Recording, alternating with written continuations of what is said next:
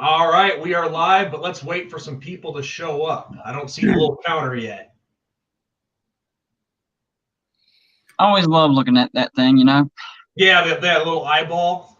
Yeah. We're at 0 right now, so. And let me run and get a Band-Aid real quick. I start to leak. Sure.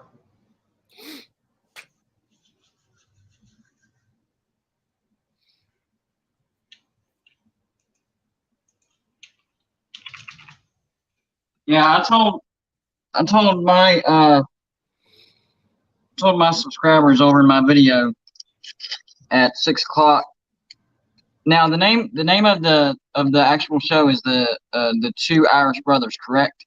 Yep. Of our channel, yes. Yeah. So if they're not here, I'm going to be very disappointed, and I'm going to let them know it. Yeah, that does tend to happen sometimes. You don't always get the message out there. Nobody listens. Well, I tell you what, we're in that time where people are getting off work, and it is Wednesday. Church is going on, so let's not worry about the numbers, and let's roll with it, and let's have a good show. I have a good feeling because I have good chemistry with you. I have a good feeling it's going to be a good one. Plus, y'all can post it. Y'all can post it on YouTube, right, and get views later as well, right? Yep, we can. Yep, this is going live right now, but yes, it will be recorded later. The only thing that sucks with StreamYard is you can't just. I found out that you have to be like subscribed to the upgraded package to be able to just record this, like we were trying to do last night. But no, you can still go live like we're doing now, and it will be posted later. But hey, we got 3 people in here.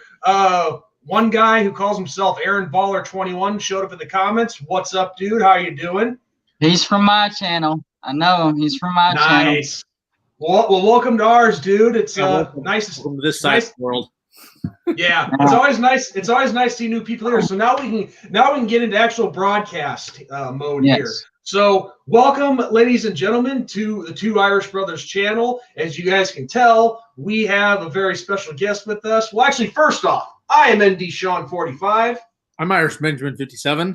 And together we are the Two Irish Brothers. Wait. Yes. And joined by the Gold and Blue dude. Yes.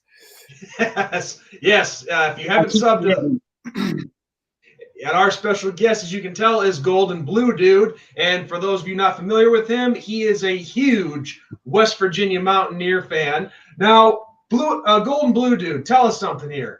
We always like to do this with every new guest that we have on the show. Tell us a little bit about yourself, man. How did you come to be a Mountaineer fan? Well, basically, I was born with that curse. I did not have a choice. I was born in Charleston, West Virginia. It just happened that way. But the YouTube thing, that's a different story. So I've pretty much been obsessed with college football since '93, and that's when West Virginia went undefeated. I was 9 years old at the time. Now, I followed it before, but that's when I officially became obsessed.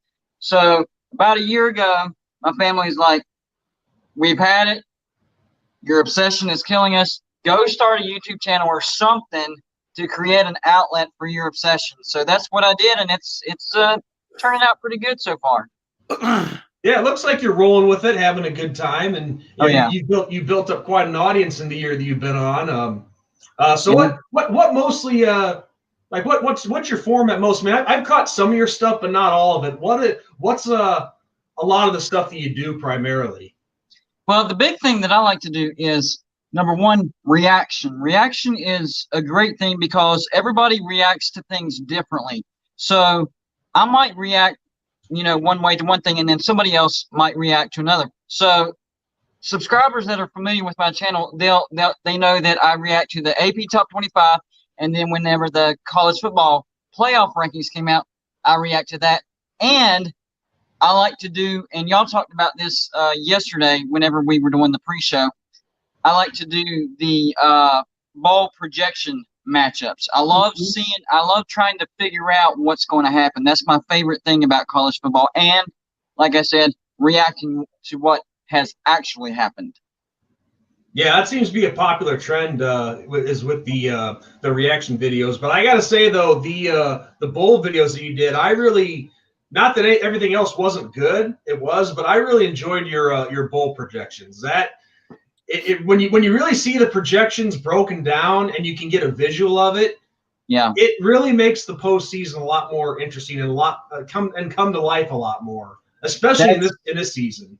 That's exactly how I want people to feel too, because I mean, you're a YouTuber as well. You want people to feel the same way that you're feeling. So I try to come up with a format, and that's why if you go back and watch my, first videos and how it's evolved, I try to go back and watch and no, that's not how I really wanted to convey it. And so I finally have come up with a formula where whenever I'm watching, I'm like, yes, that's exactly how I wanted to come across in that video. Yeah, exactly. Timing's everything. Emotions, everything. That's what I've learned too in the 11 years that I've been on here. And I forget how long you've been doing this. Like 8 or 9 years, something like that. Okay, so not too far behind me. Y'all are soldiers. Well, yeah, it takes a little. I mean, Sean's been the most consistent between the two of us. I've had my times where I'm away for a little while and then I come back, and then I'm away for a little while and I come back. It can gas you out. It can gas you out. I do agree with that. Yeah, I mean, I moved. 1 year I moved like 3 times in less than a year, so that was pretty chaotic that year. So that kind of slowed everything down on the priority list, let's say. So, well, and also when you get married, that changes a lot of things too. And actually, dude, can I call you GB? GBD, man. That's what I'm known GBD. On one of my channel outlets. Yeah, GBD. Okay. That's fine. Well, GBD, let me tell you something. The first time that Ben and I ever met in person was his wedding. He never met me in person before then. Our friendship had only been over the phone and on here. He invited me to be a groomsman in his wedding. Yep. Wow. That was the first weekend we met in person. Let's digress for a second and follow it with, okay, well, we had been like friends for 4 or 5 years at that point. It wasn't like a year or something. But still, that's impressive. That's impressive. But yeah, no, and I remember, that was crazy. That was absolutely crazy. There was a game. There was a Notre Dame game that day. 2 other people in the bridal party were Notre Dame fans, so the wife was ready. Who were they playing? They're playing North Carolina. North Carolina, okay. 2017. Well, this is recently. Yeah. And 2017. Yeah, 2017. That's really recent. Yeah, I hear you. So yeah, the wife wanted to kill all of us because we were like huddled around the phone watching the game and stuff when we could. That's one thing that I've explained to Amanda, my wife. I'm like, look, and even before I started this thing, I'm like, number one, whenever football season rolls around, I'm sorry, it's going to be 10 times as worse. And Saturdays during college football season, 100 times as worse. Well, so I'm letting you know what we're getting into. And so she's behind me, and I mean, it does drive her nuts, and she don't like it sometimes, but she has never failed to support me, and I can't do it without her. I can't. That's awesome, my wife man. never gets she never gets a break. Let's just say that. I'm a fan of many sports, and I have many different passions when it comes to sports. So between soccer and football and hockey and all that, she never has a part of the year where I'm not wanting to pay attention to something. So I hear you. Keep it. Well, Aaron asked a really interesting question here. He goes, I'm very curious as to hear your thoughts on the ACC title game because I'm a Clemson fan. Yeah. So and welcome to Bob Walker as well. He's a regular of ours. Yes. And then Bob asked about West Virginia. So we'll start with Clemson, and then we'll jump to West Virginia for Blue and Gold Dude. But I'll start it out and say that it is the 2 best teams in the ACC. So very deserving of the 2 teams that are there. It is not like the Big Ten, which is just an absolute joke right now, allowing Ohio State into that title game today, which is just crap. But yeah, it'll be real interesting. You know, I get nervous as a Notre Dame fan because if you go by metrics and you go by, you know, past matchups, normally the team that won the first matchup loses the second. So it makes me really, really nervous as a Notre Dame fan. I will say that.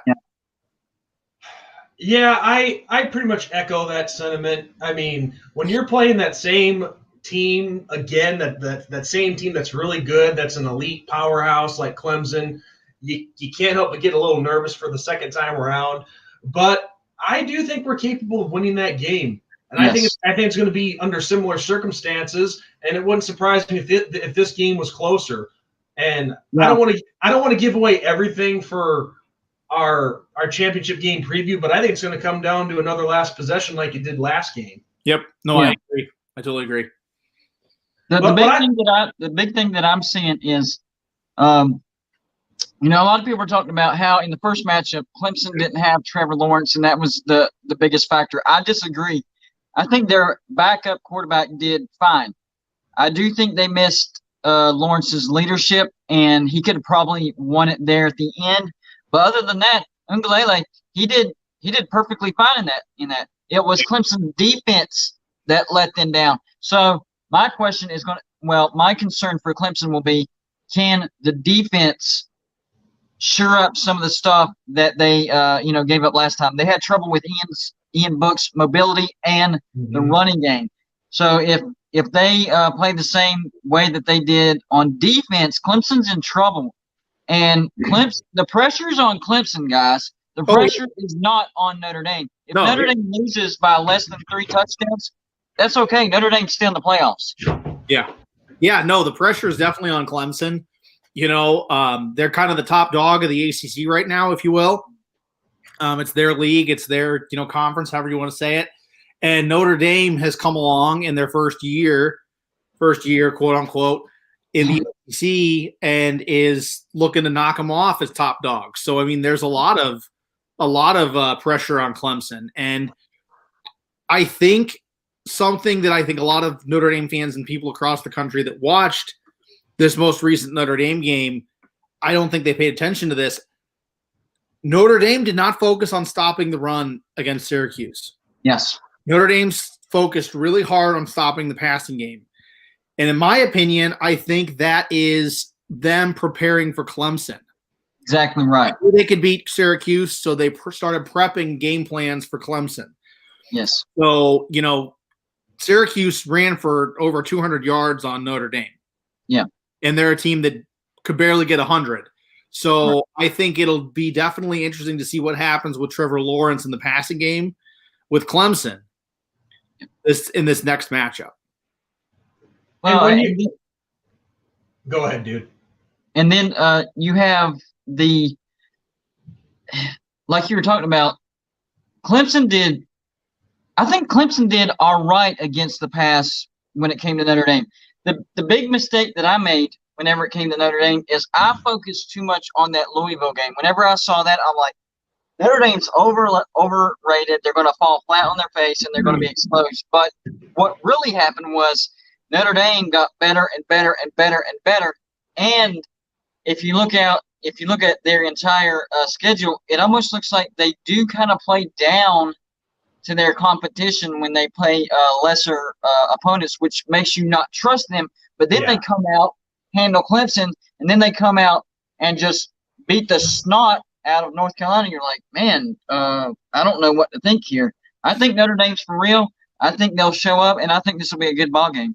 Yeah, I cannot tell you how many times that I've actually said that in recaps of games that Ben and I have done, and this playing down to opponents that you should just absolutely handle, it drives me nuts, absolutely nuts. But like you said, then we show up against a Clemson or a North Carolina, and we play them hard and come out with victories in those games. But when it comes to like a Syracuse or a Louisville or a Duke, I mean, yeah, we end up winning convincingly against Syracuse and Duke, and Pittsburgh was another one.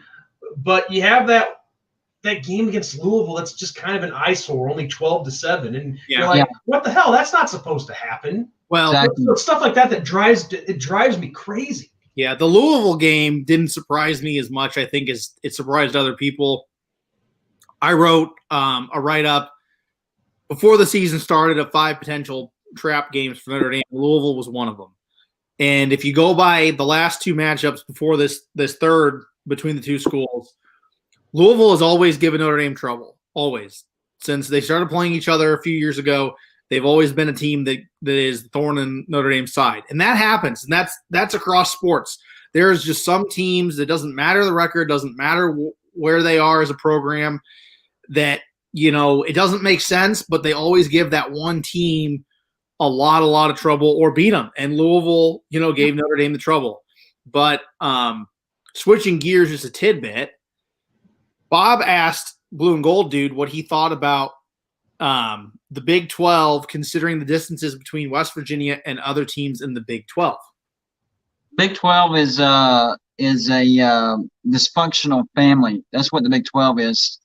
West Virginia, this is how bad West Virginia is still considered an outsider. 2 years ago, I'm sure y'all remember this, whenever we went to Texas and upset the Longhorns and we were doing the horns down, Dana Holgerson, who was our coach at the time, went to the refs and said, hey, will we get flagged if we do horns down? And the refs said, no, we did it. We still got flagged. And all the comments that I saw from Texas fans, and Texas owns the Big 12. I don't care what Oklahoma fans say. Texas owns the Big 12. And everything that I heard from Texas fans was, you know, the only people that are allowed to do that are Texas A&M, Texas Tech, Oklahoma. I'm like, are you freaking kidding me? West Virginia's been in the Big 12 for, you know, how many years? We were respectful and asked you guys, hey, we're going to get flagged for this or not. Said no. The refs lied to us, and then they whined about it. So to answer your question, the Big 12 is a dysfunctional family as far as when it comes to West Virginia. And I know this is an excuse that everybody uses, the, you know, bad reffing. Y'all really need to go check out some West Virginia road games. It's very, very evident about the flags. Now, most of the time, we still deserve to lose. So I can't blame the refs 100%. We still deserve to lose. Usually when we lose. So, you know, I'm not going to blame them 100%, but they definitely affect the games. This last game against Iowa State, not the refs' fault. That was West Virginia. Iowa State smashed us. I think the reason why West Virginia got beat so bad against Iowa State was, number one, Oklahoma bailed on us through our rhythm, routine, and timing, you know, just threw us off. And another thing, it was on the road in Ames, and this was the first time all year that West Virginia had played on real grass. Now, usually we have road games against TCU, Kansas State, you know, other teams that have real grass, but it so happens this year our only road game against a real grass team is Iowa State. So I think it was a bunch of things. West Virginia has the number 5 defense in the nation, so we aren't as bad as what we looked in that particular game. I just think it was a bunch of things that came together, perfect storm. I think Oklahoma is going to be a different story. It's going to be in Morgantown, and I think we're going to have some great practices, and I think we'll have learned some things about ourselves, especially our weaknesses coming out of the Iowa State game. And I think it'll be a good game. I'm still not ready to say West Virginia is going to upset Oklahoma, but I think it's going to be a good one. I think so too. I mean, there's on any given day, you know, a team can pull out a surprise, you know. But also the other part of Bob Walker's question, when he asked what's your thoughts? And I'm curious about this too. What's your thought of West Virginia being in that conference, considering the fact that they're halfway across the country, when usually the Big 12 has always been regionally into you know, Oklahoma, Texas. And he also just asked you another good question. Do you think that being in that conference helps your guys' recruiting? I think it actually does help with recruiting. But going back to the conference question, I'm going to answer the question with a question real quick. Whenever conferences were created, what was the whole purpose of that? Region. You know, keeping everybody that's close to each other together. So West Virginia in the Big 12 is probably the biggest mismatch or whatever you want to call it that I've seen out of any conference. I think Colorado in the Pac-12 is a little iffy. I think Missouri in the SEC is a little iffy. But as far as totally misplaced, West Virginia is totally misplaced. And people don't realize our closest road game is Ames, Iowa, and that's still over 1,500 miles away.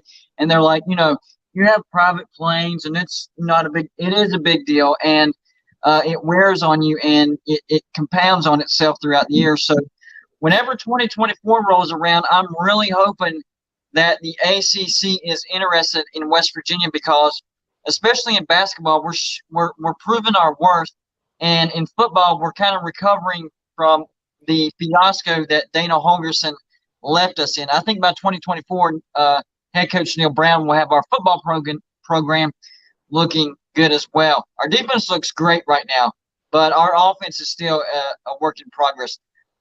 I know Notre Dame's not a full-fledged member of the ACC, but as a partial member, full-fledged for this year, how do the Irish feel about West Virginia coming in?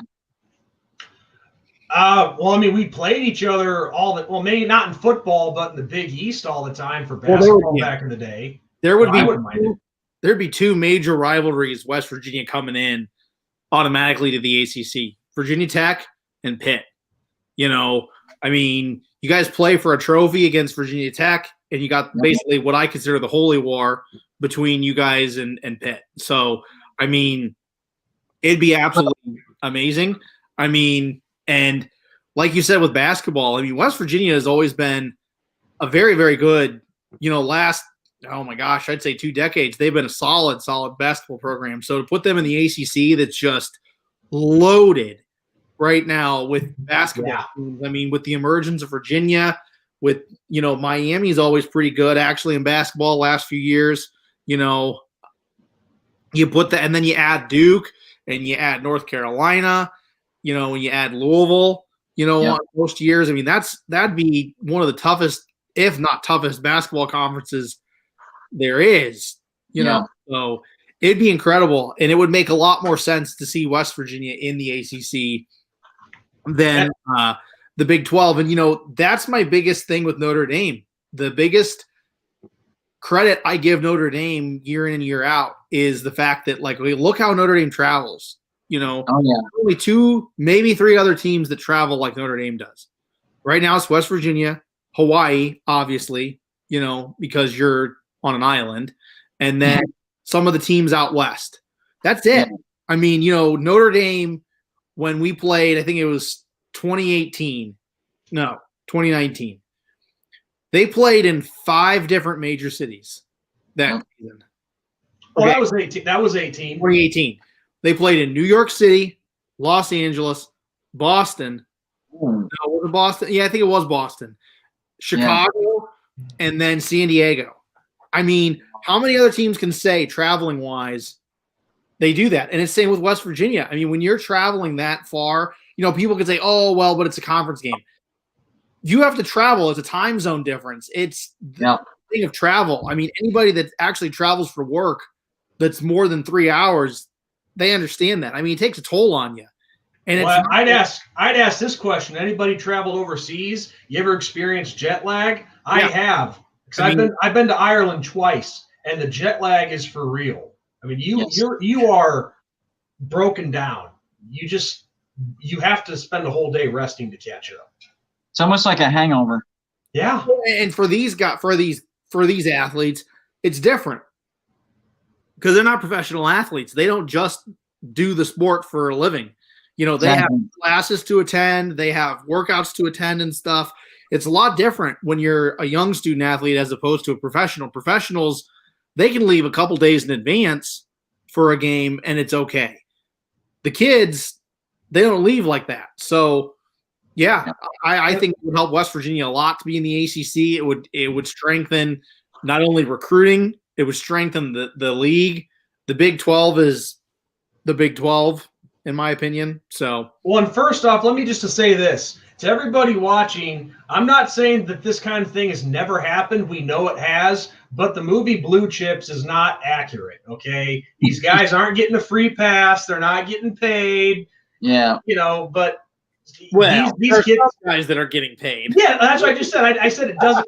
I didn't say it never happened or happens, but I'm just saying that's not what it's like. The majority of these guys are working their asses off on the field in the classroom. But to add my insight into West Virginia joining the ACC, us possibly staying, who knows what's going to happen. That would make the most sense for West Virginia geographically. But here's how, and I can understand why they agreed to join and why the Big 12 wanted them. They're looking to fill those spots left by who left? Missouri, Nebraska. Yeah, all the teams that did leave. Colorado. Yeah, I mean, they're looking for programs. They're trying to find programs to fill those slots that were left by those teams that departed. Because, I mean, that conference almost died completely. Yeah. But here's a way that I can see it getting fixed right now.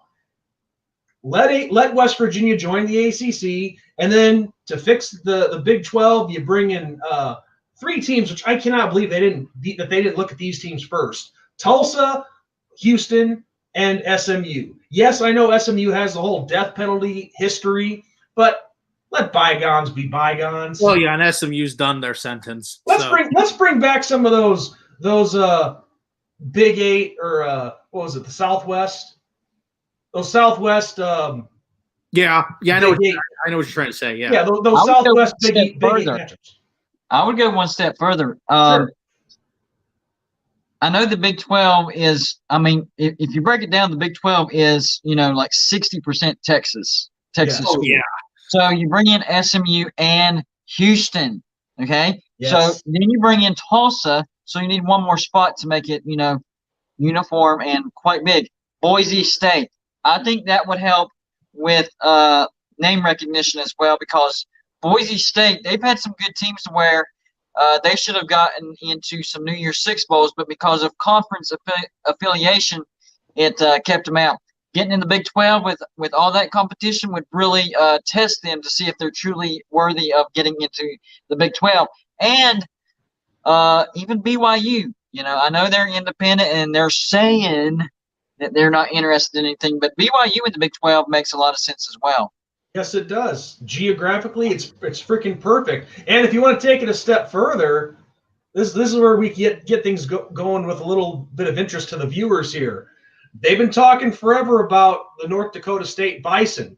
Yeah, that school's had a lot of success, not just at the Division I level, but just with coming into the top level and beating FBS teams. And I love it when they beat Iowa, because I grew up with a lot of Iowa fans, so when the Bison beat Iowa, who was ranked 13th at the time, I love that so much. Well, remember, North Dakota hasn't lost a game in the 2000s to an FBS opponent. Yeah, that's crazy. That's crazy. So I'm just saying, could you guys? The point that I just want to get out real quick. Could you guys see the Big 12 being a potential landing spot for the Bison if they do make that jump, or do you think they should go to like a Group of 5 conference?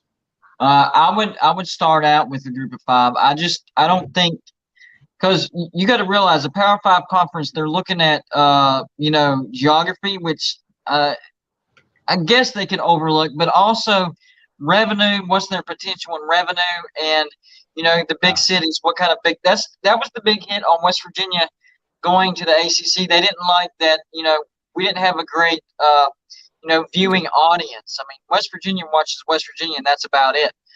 But at the same time, in the Big 12, it's like trying to fit a round peg into a square hole. It's not going to work, and it hasn't worked. I think for North Dakota State, they would need to establish themselves. Marshall comes to mind. Do something like Marshall did. They've been working their way up. They started in the MAC. Now they're in Conference USA. I think the next step for Marshall will be a Power 5.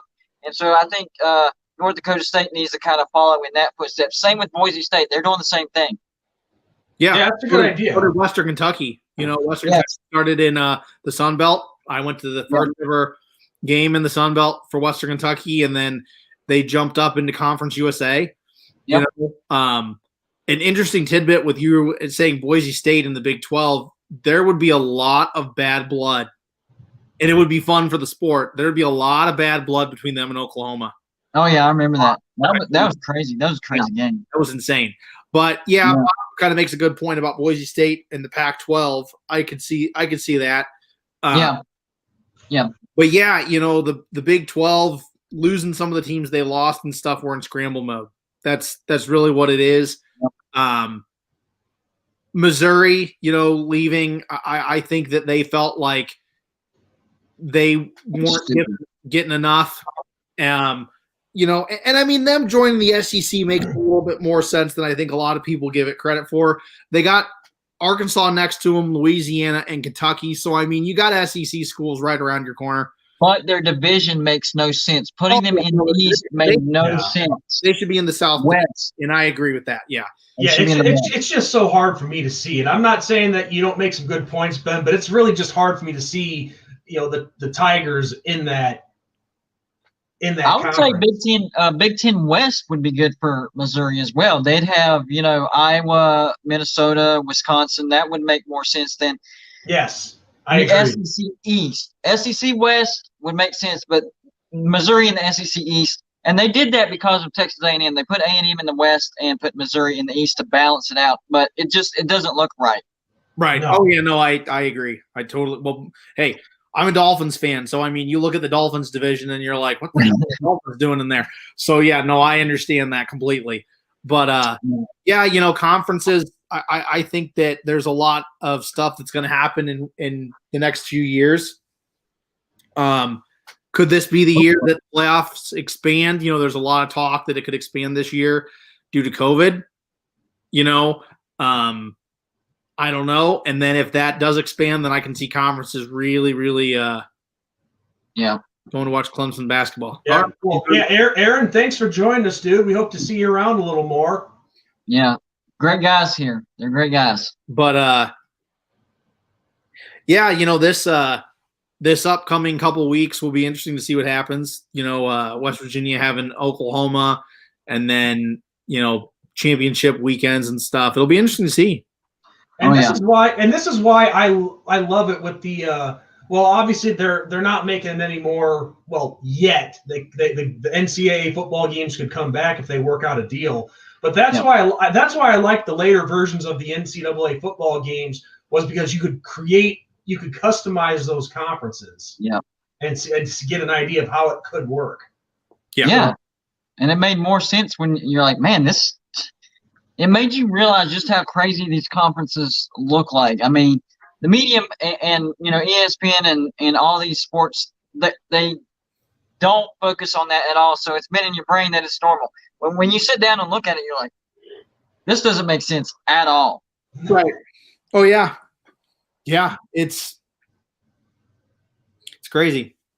What do y'all think about the playoff top 25? How it changed? Well, I was. It's hard to say that they didn't earn it because they've had some impressive wins, but it's kind of shocking to see Iowa State at number 7. Yes, but not, even before that, we've been talking about this nonstop for the last several weeks. But Ohio State even being in the top 4, I think it's a joke. I mean, I'm not saying that Ohio State's not a good team or that they don't have a good brand, but that's the problem is all that's being focused on is the Ohio State brand. Yeah. I mean, why these guys, and I'm not talking about just Ohio State. I'm talking about the whole Big Ten. The Big Ten, the Pac-12, and what were the two other group of 5? Mountain West and the MAC. Those 4 conferences, they had the opportunity to play the season from the start. They didn't do it. They decided, halfway through the season, we're going to start playing football now. Well, that's bullcrap. If they want to start playing, that's fine. But the fact that they're given all these top spots right away is some serious bullshit. I don't like the precedent that they're setting. Number 1, no consequences. Number 2, not being held responsible for bad decisions. I don't like it at all. Yeah, no, I totally agree. I was explaining it to the wife, because she doesn't understand sports and stuff, and even she was like, "You're kidding me? That's absolutely ridiculous." Yeah, I mean, how can you take a team, and I tweeted about it today. on Twitter, how can you take a team that has half the amount of work that all the rest of these teams that are ahead of them and still put them in the same conversation? Yep. The only thing I would give Ohio State, the only thing would be if they played Michigan and they beat an undefeated Michigan team soundly, I would give it to them. As it is, even if they were to play Michigan, which they're not going to, Michigan has been absolutely junk this year. So there's nothing on their schedule that says that they deserve to be where they're at. And a lot of people are saying it's not their fault, and I get that. So we have to go by what we have seen, and what we have seen is Ohio State does not have a good defense. The best game that we've seen was this past week against Michigan State. Yeah, they blew them out 52-12, but Michigan State's trash. And then people want to go back and say, well, what about Indiana? Well, Indiana basically had Michael Penix running all over you, passing all over you, coming back from 35-7 and putting a scare into you down to that last possession. I don't think that's enough. Even if Indiana was the number 2 team in the nation, one win by a touchdown at home after they came back is not enough. They don't pass the eye test. Yeah, no. I totally – there are 2 teams that are behind Ohio State that I just can't fathom how they can be behind Ohio State, and that's Florida and A&M. Yeah, those 2 teams are more deserving than Ohio State. How can you have Florida and A&M behind Ohio State? I mean, I don't know. It's just like I tweeted earlier. If Ohio State gets in to the CFP, I would file a grievance if I was Florida, Clemson, Notre Dame, Alabama, you name it, because I don't see it. And like you said, I get that it wasn't their fault. The conference said, look, we're not playing, and that's out of their hands. And the conference even came back with an even bigger thing and said, if you try to seek playing games outside of this conference, there's going to be serious repercussions. Yep. So I understand that aspect, but at the same time, okay, you take it, you bite the bullet this year, and maybe you don't get to play for a championship, and it is what it is. Or what about this? So they couldn't help what the Big Ten did, right? That goes back to the eye test. And the teams that they have played have not been very good except for Indiana. They're okay. But Penn State, they didn't look all that good. Michigan State was basically the only team that they looked, like a top 4 team. But then again, it's Michigan State. So you have to balance they couldn't help it, but what have we seen? And what we have seen is not enough to overturn they couldn't help it. Now, if they were approaching everybody, including Indiana, like just if they played the way they played against Michigan State, against everybody on their schedule, we wouldn't be having this argument. No. Yeah, well, right. I mean, I think when they announced that they were coming back to play, and then they announced that they were only going to play X amount of games, I felt like they should be automatically not even considered for the college football playoff. I mean, Notre Dame, West Virginia, all these other teams played 10, 11, 12 games in one season. And then you're going to have an Ohio State team that plays 9 potentially if you play all your games, if you go undefeated, and if you play in a championship and win it. And they're more rested, too, than all those other teams. I mean, so I don't know. It's like I said, this year it's a mess. It's because of COVID. And this whole situation right now is why that the playoff needs to expand. You beat me to the punch, Ben. You beat me to the punch. And I was actually talking with a coworker of mine today about this. They need to the committee needs to look at something. This would be a perfect way to find out if expansion can work. Start with the 6-team playoff. 6. I was about to say that. Yes. All right, we're on the same page. And here's what you could do. Here's what you could do with that. Because people have been thinking, you add in more teams, well, you have to use up more of the NY6 Bulls. No, this is what you could do with the 6-team format. Obviously, those top 6 teams, you seed them out accordingly, 1 through 6. and you do it just like the NFL playoffs. One and two get a bye, and then the remaining 4 teams battle it out. And no, you don't have to use bowl games. You can just have those 4 teams play at their own stadium. Yeah, do it. The higher seed of those matchups gets the home field advantage, and then after that first round, then you go into your semifinals. What they're doing now, so that would be a perfect start to find out if this could work. If any kind of expansion could work with this. Yeah, I agree. Yeah, and I've heard the excuses, from people. Well, think about travel and think about time that they're going to miss if they're going to have. Okay, well, hold on a second. Okay, if we're going to talk about time being missed and we're going to talk about travel and all that, okay, do we forget about the NCAA tournament that happens every year and how those basketball players miss weeks upon weeks of school? And that's just basketball. Okay, I had a buddy that went and did track and field in college. Okay, he was in a state for 3 days at a time for meets. Yeah, another state. I mean, these college athletes in other sports, they're gone for parts of the week. It's not like football would be the only thing that's like legit having to travel. And the 2 lower levels in college football, in Division II, Division I AA, as opposed to AAA like we are, and then Division III, they have expanded playoffs. So they have full tournaments. Yeah, they have full tournaments, dude. How can How can you have that and not have it here? And then the money aspect. Yeah, think how much extra money you would make on a normal year without COVID. Ching. Having these plus the bowl games. If you're not even going to count these as bowl games, you get a whole extra X, Y, and Z amount of money.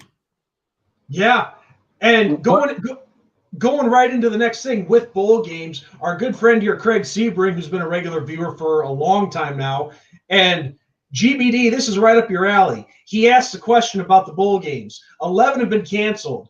How many more will be canceled? That's a great. Well, I didn't even know it was up to 11. The last time I checked was 9, so that's 2 more. So here's the thing. I think the New Year's 6 and the playoffs are fine. That's fine.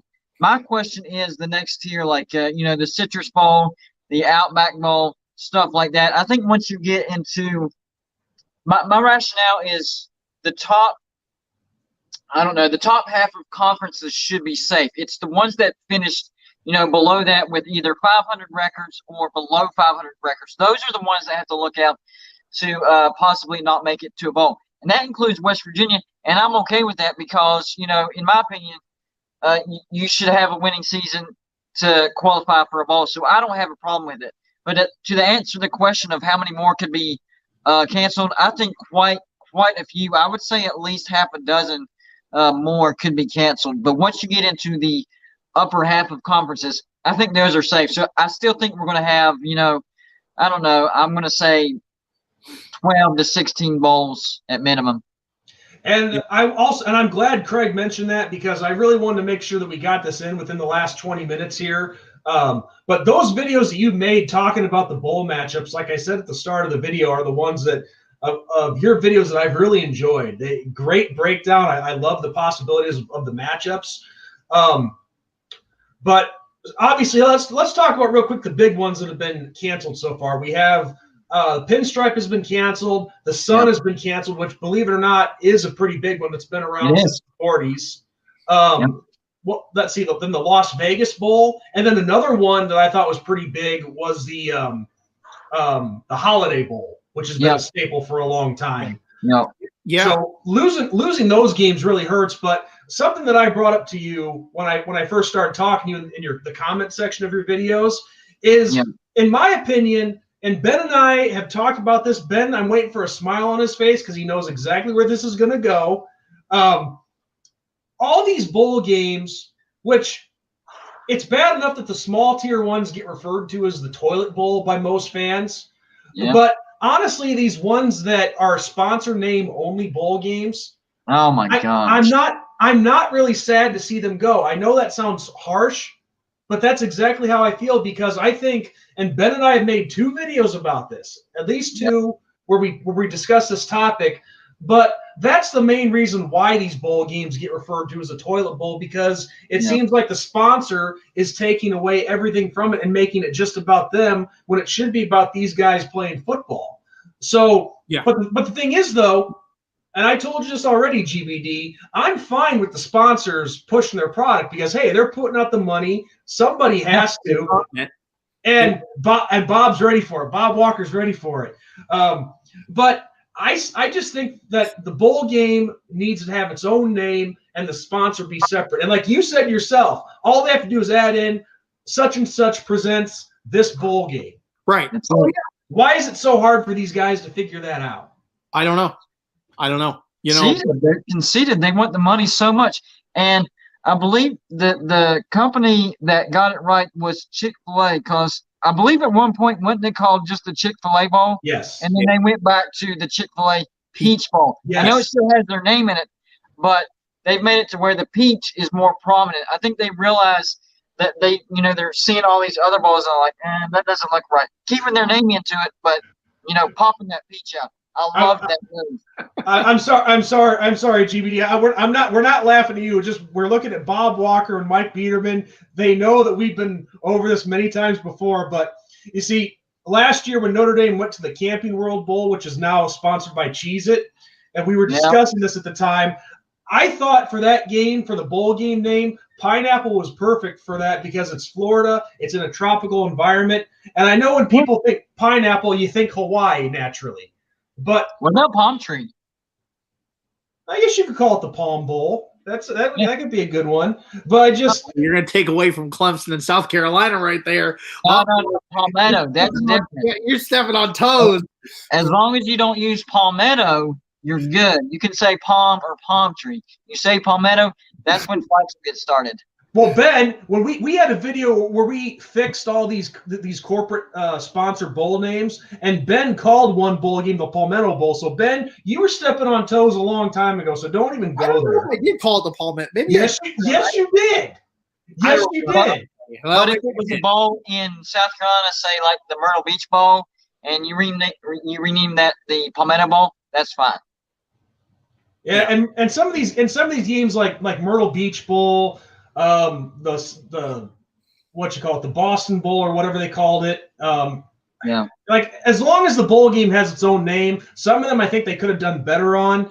But like when I went with the pineapple route, I just like to with naming bowl games, I like to go with the history. And believe it or not, the state of Florida was the biggest producer of pineapples at one point in this country, but that was before Hawaii became a state. Yeah. But Ben also had a good name too, the Strawberry Bowl. It's not bad. Yeah. Oh, if we're talking about that one, because they have the Strawberry Festival every year down there in Florida. Why has this one not come up? Sunshine Bowl. There you go. I like that one too. Why do I have a feeling that name was used once before? But if not, I like it. I think you're thinking. It feels like it should have, don't it? It feels like it should have been used. Well, I mean, they have the Sun Bowl already. Maybe that's why they have it. But still, that would still be different. But to Craig's thing, how many more could be canceled with the bowl games? Yeah, I think it depends on COVID. I really does. I really do. I really does. Oh my goodness. Because it's the cities that are canceling them because of the outbreak. Which we've had this conversation that has nothing to do with the teams. Keep them in a bubble. And, they're not a part of the city. Keep them separate. You can still have the ball. It's still. Right. Yeah. No, I think there's two things at play here with canceling too. A lot of these places that put on, the sponsors like you're talking about that are pushing their product, everybody's hurting right now, business-wise, and these things are not exactly, cheap endeavors for these businesses to do. I remember if anybody had watched Duck Dynasty, I remember they were talking about, and they did actually have a bowl game at one point. They were talking about money in one of the episodes of how much it costs and stuff. It's more than people think. It's quite a big endeavor. So I think that's at play too for some of these places that normally sponsor games that have to say, okay, we got to make a cut somewhere, and we don't want to cut all the employees, so we're going to cut the bowl game. Sorry, and then also with COVID, thankfully, Well, I think the average bowl game is it's like $2 million you have to put down just to even get one, to have a shot. Thankfully, our friends north of us in Canada, they've started pushing the vaccine up there. And then across the pond in the United Kingdom, they got a vaccine going. So, hopefully if we can get a vaccine going here in the next couple of weeks, we could see some bowl games saved. But if not, then, it's all about the other aspect that a lot of people don't think of, the whole legality issue. Oh, well, we sent athletes to your bowl game and they got sick and God forbid they died, So I think that plays a big part in it too. I haven't heard this yet, but I'm seeing in the comment section here. First off, I agree with Craig Sebring. I would love it if they brought back the Tangerine Bowl name and then Mike Biederman the Snooze Fest Bowl.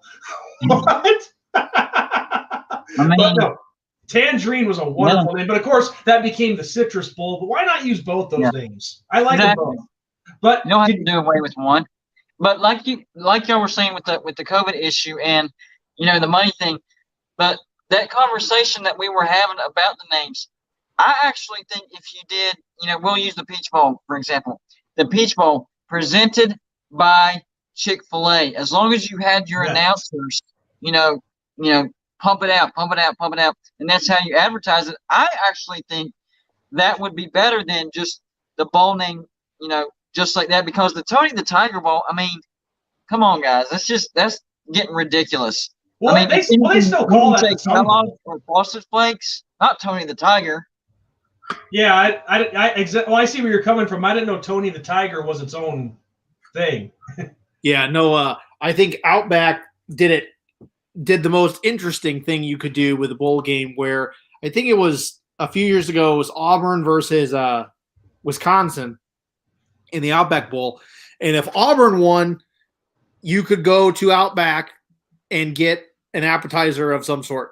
And then if Wisconsin had won, then you could go to Outback and you would get a dessert or whatever it was. So it made rooting interest a little different, like, oh, well, I really like the Bloomin' Onion, so I want Auburn to win the game so I can get a free Bloomin' Onion, Vested interest. But that was really interesting that they did that. So I think that if you go routes like that, it creates a bigger hype and it creates a more interesting aspect. Yeah. But I don't know. There's a fine line, and I think a lot of people are just sick of advertisements. And I guess my main thing is when you're that, and maybe the players and coaches don't care about this topic too much because those players and coaches, they just love getting the free gift bags and stuff from the said sponsor. But it's like, could you really look at your trophy case and be proud of a trophy that says winners of the Duke Mayo Bowl? Right. It's like, why? Like, is that they do make them really shiny? Yeah, they do make them shiny, but you can polish a turd; it's still a turd. Yeah. But like Duke's, like the Duke City Mayo, is that in Pittsburgh? Did you say the Duke's Mayo? Yeah, is that in Pittsburgh? No, that's in Charlotte. That actually took the place of there was another bowl that was in Charlotte, and it flipped to the Duke's Mayo. Hey, I got a quick question, and I've been talking about this on my show. The Group of Five thing. Now, especially this year, the playoff committee is proving a point. They are burying Cincinnati and any Group of Five to have any chance of the playoffs. So my question would be this: should the Group of Five create their own division like the FCS? And I know a lot of the blowback that I'm getting is like, then they wouldn't have the games with the other team. No, because they still schedule FCS, so it would still be the same thing. And then you would have that thing of just because you're going to a Group of Five school, you still have a chance at a national championship, because as of right now, you cannot use that as a recruiting tool at all because they have zero chance, no chance. Yeah. That's oh wow, that is interesting. Yeah, we've only seen really in the BCS era, and granted, playoff wise, we haven't seen anybody, but in the BCS era, we saw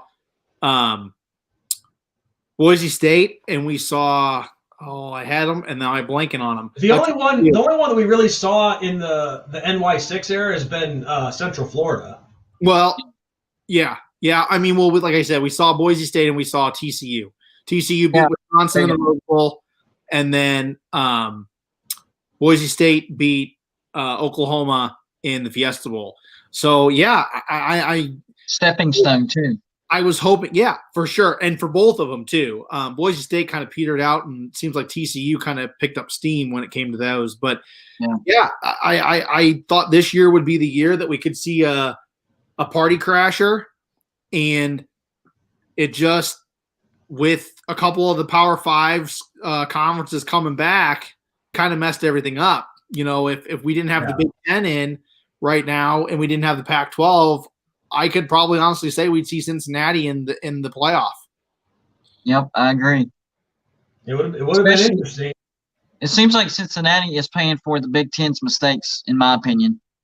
Oh yeah, and I can only imagine being a player at Cincinnati and seeing the other team in Ohio State, kind of leapfrogging them when they didn't play as long a season. And Well, freaking Iowa State, they 2 losses, and one of their losses was to a Group of 5 team, Louisiana. So they're contradicting themselves. They're the Group of 5 has proven that they can beat Power 5, and the biggest excuse for teams that are in the Power 5 and the playoff ranking committee is their strength of schedule. You can only play who is set in front of you. Yeah, especially this year. Yeah, exactly. I mean, and even you're lucky to even get all of those in because all the cancellations. Exactly. And I didn't hear anything about this, but with the bowl games, are they moving the Rose Bowl to Arizona this year? I don't think they're moving it, but what I've heard is the Fiesta Bowl and the Rose Bowl are not going to have any fans. Now, I did know. Yeah, I can't say for sure that it hasn't been moved because that would actually make sense to keep, from traveling all over the place and people from, possibly spreading it. So that might have happened. I just haven't heard of it. I haven't heard anything yet. That's why I was asking you guys because, I checked updates during my lunch break, but I hadn't seen anything about any of this yet. Yeah. But yeah, no, I mean, going back to Cincinnati, they are definitely deserving to be in that Final Four. Just unfortunately with these circumstances, I just don't think they're going to get it. But they are going to be, Craig, they are for sure going to be NY6 represented for sure, whether that's in the Cotton or the Peach in a non-playoff year. Yeah. They're talking possibly, well, BYU is out, so they can't play BYU, but they could end up playing like either Texas A&M or Georgia or possibly Iowa State. And an outside chance of playing Coastal Carolina. So that would be an interesting matchup. But that's still a runner-up trophy compared to trying to get into the playoffs. I still wouldn't like it. Yeah, it's understandable, but at least these guys would get a chance to have a big stage to play on to end their season is what I'm getting at. Yeah. So I mean, but yeah, I think it's usually Cotton, Fiesta, and Peach that don't have any tie-ins. Right. So there's definitely plenty of spots there for them to latch on somewhere. Oh yeah. But should be a good one. So but yeah, guys, I know we still got a couple minutes left, but I think this is probably a good spot to wrap it up. What do you guys think? Yeah. It's been a good, solid hour, man. Yeah, I like it. Yeah, it's just I just don't mean to be rude, but I got service here in about an hour, so I should probably go get ready. Hey, I understand, man. Hey, y'all holler at me anytime y'all want me on, man. I'll do my best to get on here with y'all. I love it. Yeah, absolutely. And to our regular viewers, before you take off, to Mike, Craig, Bob, Golden Blue Dude, go check out his channel. He has some good stuff on there. And thank you. We wouldn't have you on if you were a piece of shit. But we had that conversation yesterday, didn't we? Yes, we did. But Ben and I you don't have to be a Notre Dame fan to be on the show. I mean, that's what we tell everybody. We've had Big Vol Daddy on. We're looking to have other people on as well. And it's just like you told me when I first left the comment to you. You're like, hey, I don't give a damn how many eyeballs you guys have watching. I always want to talk football with everybody. We echo that sentiment. That's right. I appreciate it, guys. Thank you. Yeah, thank you so much for joining us. So, Dwayne, you're joining us just as we're wrapping up, dude. Mm. Do you get? All right, look. You can rewatch it. Yes, but hold on. Before we end this, since Dwayne showed up, do you have at least one question you'd like to ask Golden Blue dude? You showed up. We got to give you that. Yeah, anything, man. Anything. Let me have it. I've heard it all. Even if it's a redneck question, I'll do my best. A hillbilly question. Fire away. That is one question I wanted to ask you. Have you? This is in your neck of the woods. Have you ever eaten at Hillbilly Hot Dogs? I have. Is that place as good as advertised? That is the best hot dog place that you will ever eat in your life. Now, there's other restaurants that I like better, but as far as a hot dog place, you're not going to beat it. I promise you. Well, it looks. It's amazing. It's amazing. Yeah, especially the home wrecker, the big deep fried 1 pounder with all those toppings. That's something I would eat at least once. Should be called the stomach wrecker. I know they got a new one called the Widowmaker, but I'm not sure what's all on that one though. Yeah, I haven't tried that one. But yeah, Dwayne, sorry about the notifications, man. But if you've got one question, fire away. We'll give you about a minute. Yeah, I've had some interesting questions over on my channel, Golden Blue Dude, and it's I'm not surprised anymore. Any question that comes up, I'm not surprised. I just give them my best answer, and it is what it is. West Virginia gets this label where they think you're automatically stupid, dumb, or inbred, or whatever. That's First bullshit, of all, man. I was born in West Virginia. I don't live in West Virginia. I live in the state of South Carolina, but at the same time, that my fandom has nothing to do with my knowledge of college football. I've loved it since an early age, and even though my channel is only a year old, and I'm not bragging or anything, I just love it.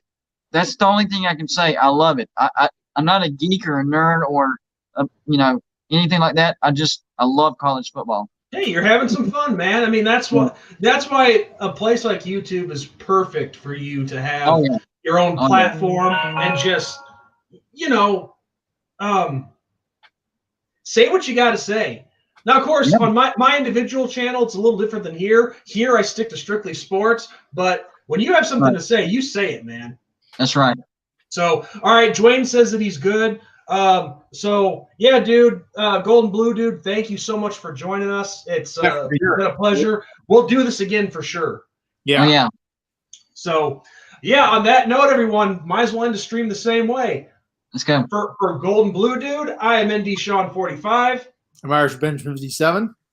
Golden Blue dude. Yep, Golden Blue dude. God bless. Good night. Go Irish. And let's go Mountaineers. Yes, I was going to say that, but I was going to let you say it too. Have a good night, everyone. Thank you for joining us.